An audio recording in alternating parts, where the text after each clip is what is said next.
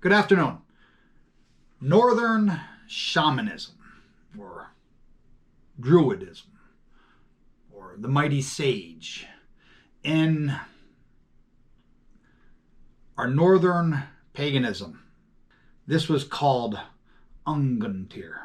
I've spoken about this in a previous video, so I don't want to go back into everything I've already covered in that video. I'm going to touch on it slightly, but I will link that video to this one.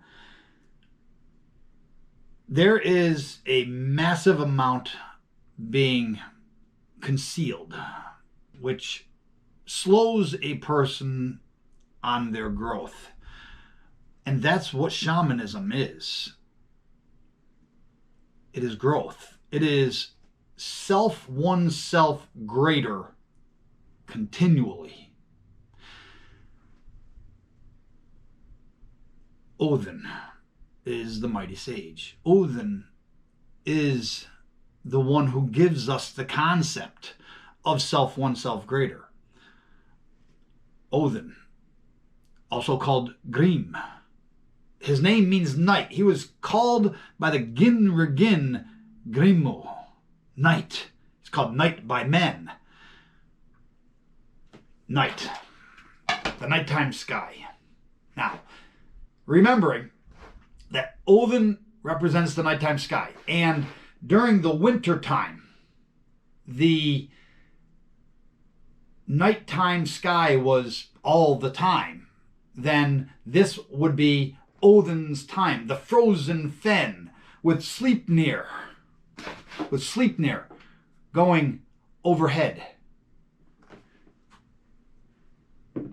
The 9 months, the lunar cycles, that is Odin's time. The yew tree from the mast pointed down with the constellations around it. There is no doubt why the Druids were depicted wearing a pointed hat with runes put on them. The pointed hat of the yew tree, the world tree, the tree of life with constellations, runes. Our book, Northern Paganism, the runes, we've drawn the correlation between the constellations and the runes. But the Northern Shaman, or Unguntir, there is a process that every shaman goes through. And that process is being consumed by the bear and then being vomited out and living again. One of the worst things a person can do in their growth, their walk, is to think they know all of the answers. Because when you think you know all of the answers, all growth stops. Another problem that people encounter is they talk too much. They don't listen.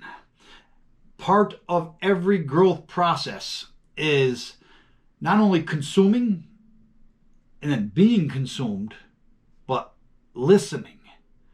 And in order to listen properly, you have to put yourself in tune. You've got to meditate. You've got to become in balance. You can't be closed-minded. You've got to actually hear. As part of my walk and my growth, the animal kingdom, the spirit of those animals, you become more in tune with them.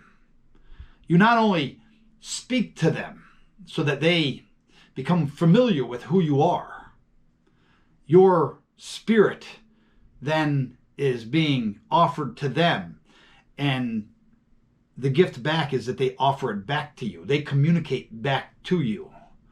And you have to watch. You have to listen for what's being said. And this is a problem with the religious cults of Abraham, the Judaism, Christianity, and Islam, is their religious beliefs say that once you know their texts, once you know their savior, their deity, that is all you need. Your growth stops. You only know what you know. I've said that before. So let's examine this growth process. Well, before I do, there are 5 Bible verses, since I'm talking about the religious cults of Abraham. They're all in Acts 19, and they are Acts 19, 24, 27, 28, 34, and 35. And they talk about the people of Ephesus and goddess Diana. Now that's the name that is given to her in English. A Roman goddess, Diana, who is in the Greek texts. That's interesting. Why Diana? Why did they switch and use a Roman goddess when writing in Greek New Testament texts? That's interesting. Well, that's because in the Greek, the word is Artemis. And Artemis is the Greek goddess of the moon, wild animals, hunting, childbirth. She identifies with the Roman Diana, the daughter of Zeus and Leto, the twin sister of Apollo. And then it says that the name is of uncertain origin. I disagree. I emphatically disagree. In his book, The Bear, History of a Fallen King by Michael Pastoreau, he writes on page 28, quote, "She is the goddess," talking about Artemis. "She is the goddess, not just of wild animals, but especially of bears, whose appearance she sometimes assumes. Her name itself is constructed from the Indo-European root for most of the words designating the animal, art, ars, urs, and so on. This is where we get Ursa, the bear, major, and Ursa, the bear, minor. Notably, the Greek word arktos, A-R-K-T-O-S, end quote. So, I went to my very well-worn dictionary of etymology, and all the way in the back, I flipped to the list of Aryan roots, and ARK is to protect and keep safe, also to shine. So she is the goddess or the protector of wild animals, and ARK in the list of Aryan roots means to protect and keep safe. So what they're doing in those Acts 19 verses is hiding our bear. They're hiding our bear. That book by Michael Pastoreau is a very good book for anyone looking for some additional reading. So let's now use some props. Okay, this is the summertime. So during the wintertime sky, our bear is moving overhead, if you recall from my other videos. Okay, as the season progresses towards springtime, our bear comes directly overhead and rebirth is being given. So we have our bear like this, then we proceed to the summertime. Our bear moves off of the point directly above you and starts moving toward the heathen altar, the far north. And then it sits on the northern horizon, the Thulian seat. Now here's a very interesting point, because when the bear is on the heathen altar, the extreme furthest point away that you can barely see it, it is said to be in its rocky rest bed, its den. And this is also mating season for our bear in nature. Now, the Christians of antiquity and it's a very short antiquity, but either way, those Christians said that the bear in nature, the female bear in nature, mated in the missionary position, the prone position like man. Now, why on earth would they say that? Here's a hint. Here's a hint. Okay? That is obviously false. But, so what happens? Okay, we go from mating season after the milestone, the bear is moving toward the north. Everything is fertile. And our bear, the medicine man, is moving toward the north. Grandmother, grandfather. We come into Samhain, and then we go toward winter, and we launch. And then we go back over into spring, and our bear is back overhead. And then Odin, the spirit of Odin, that it is in Valhalla, gets consumed by the bear. Now, remember, winter time. Winter nights, Odin's time. Darkness upon the lands. In spring, that darkness, that's called Odin, night, Grimmo, is consumed by the constellation that is directly overhead, is consumed by the bear. And then we enter into that transition into summertime. The bear starts moving toward the north. We hit milestone, and then Odin goes into his den. Odin is now dead. Okay, he is gone. This is now summertime. There is no night. Odin's non-existent. Odin is in the den. Spirit of Odin in Valhalla is in the den. And then reborn. You follow that. That is so important that you follow that. Because part of Northern Shamanism, becoming Angantyr, the anointed Tyr. The anointed Tyr is the god of light, the god of daylight, the god of justice. Odin's function is to bring rebirth back, is to bring in, to preside over that time of darkness, to ensure rebirth happens, the growth of Mother Goddess. Odin is a god of light that presides over. Remember, he put on the dark blue mantle. He presides over the darkness to ensure that rebirth takes place in the spring. And then Mother Goddess in the spring empties out the cauldron. Empties out the cauldron. Fertility returns to the land. Tyr, the ruling day sky god, is now prominent. Justice is prominent. And all is right. For that to happen, there's several stages. Now this, I'm showing you this in nature. I'm showing you this in the constellations, but it has real life applicability to becoming a shaman. Because once you become a shaman and you go through let me explain the process, and then it will be, hopefully it will make sense. Every person has a struggle. Every person has many struggles.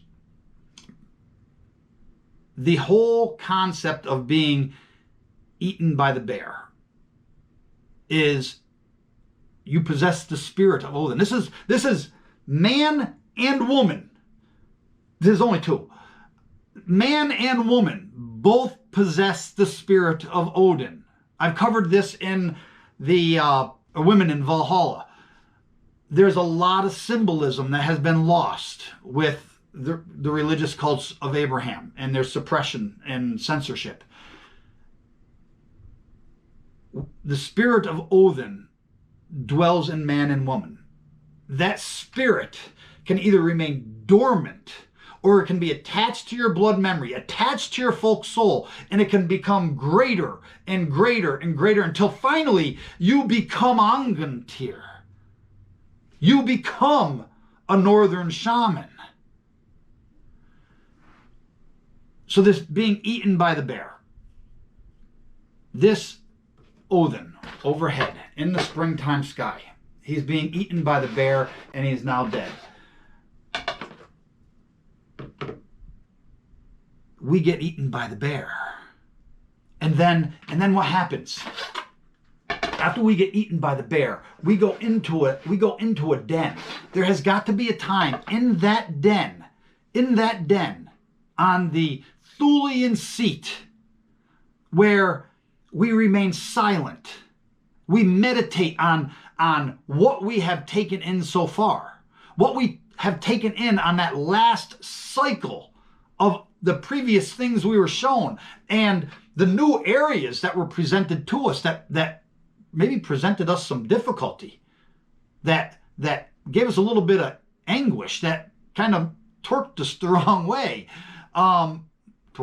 Tweaked us the wrong way.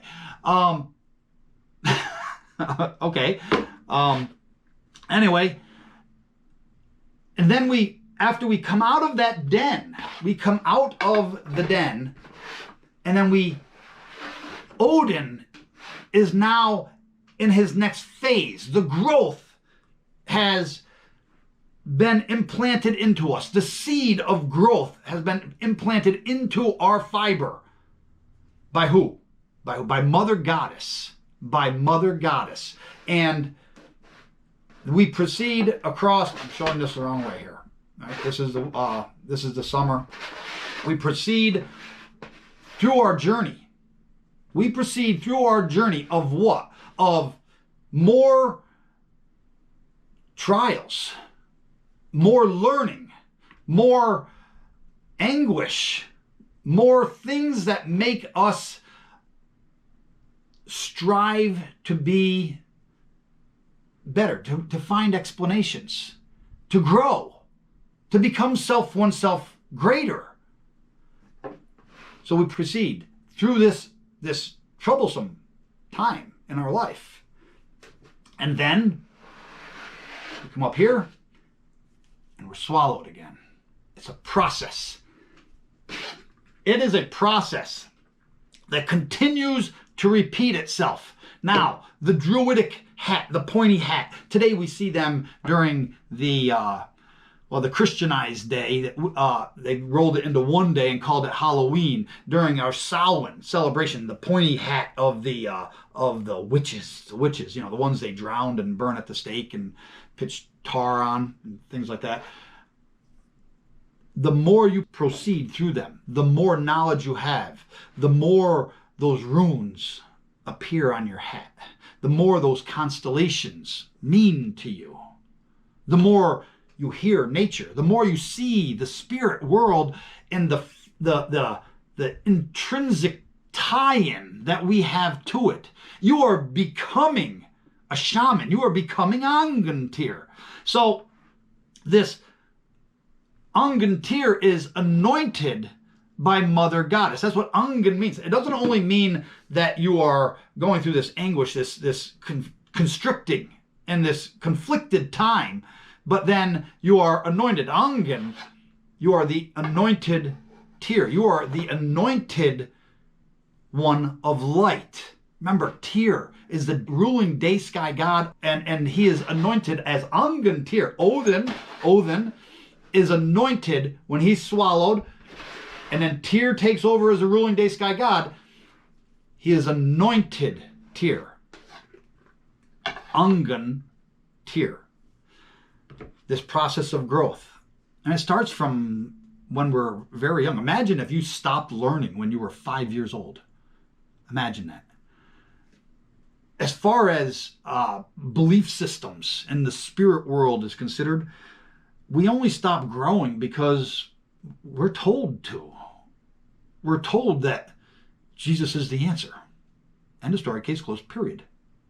No, Jesus never existed. Allah never existed. Muhammad. These are religions. Yahweh, Yaltabaoth. They never existed. These are religions that were invented to suppress the mind and to suppress and enslave the body. Enslave the mind and body to control.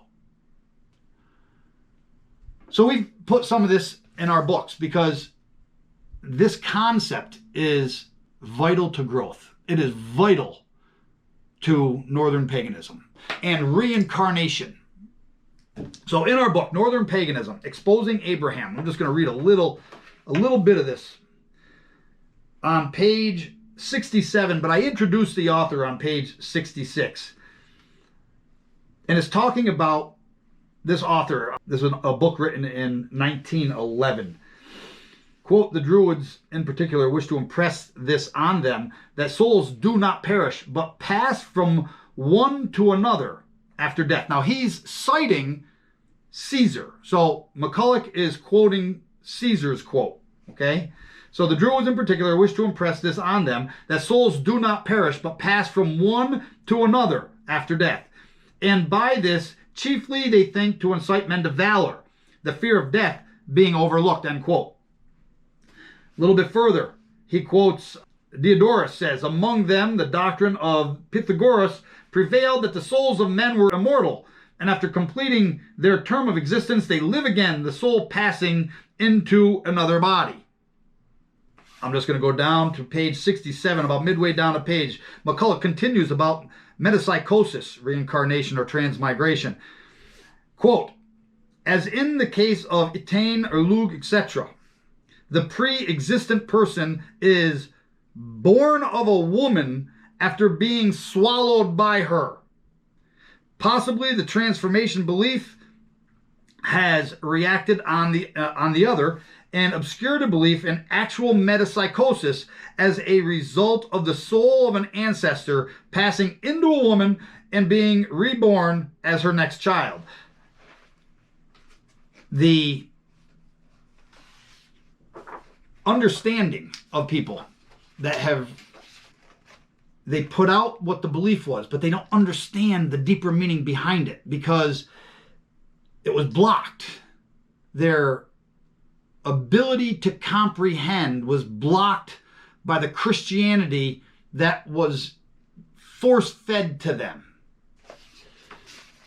So now I'm going to go to page 81.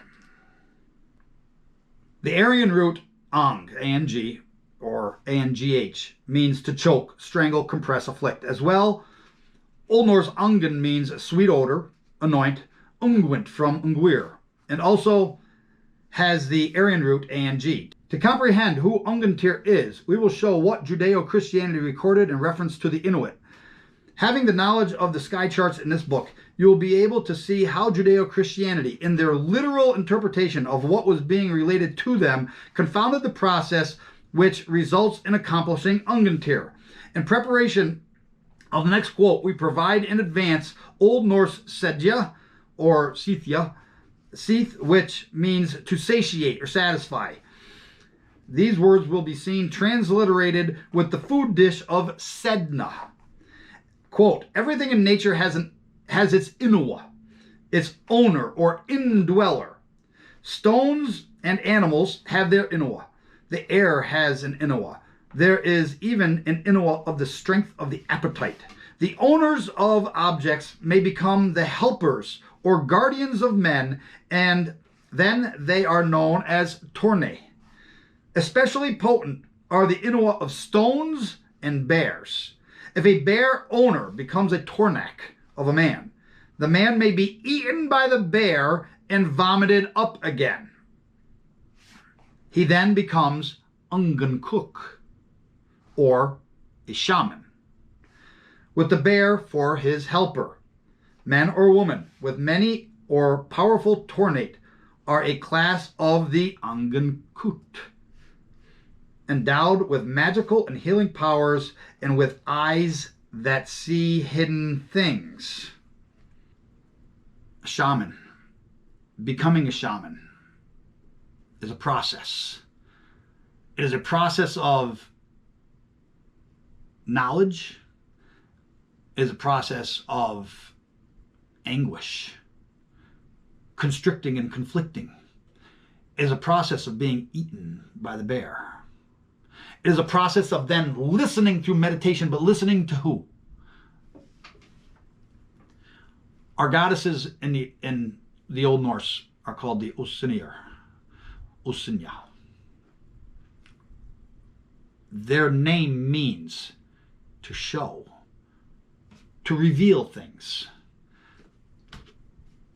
Artemis, to be eaten by the bear, to go into the den, to have things revealed.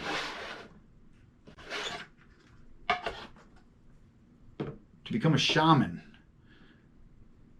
is to be in tune not only with the spirit world, but the spirit of Mother Goddess. And it is her and her alone that will anoint you to become Angantyr, shaman, mighty sage, revealing things to you, showing you. So anyways, that's the end of this video. That is a Northern Shaman and becoming a Northern Shaman, Angantyr. Until next time, or tils nästa gång, good health.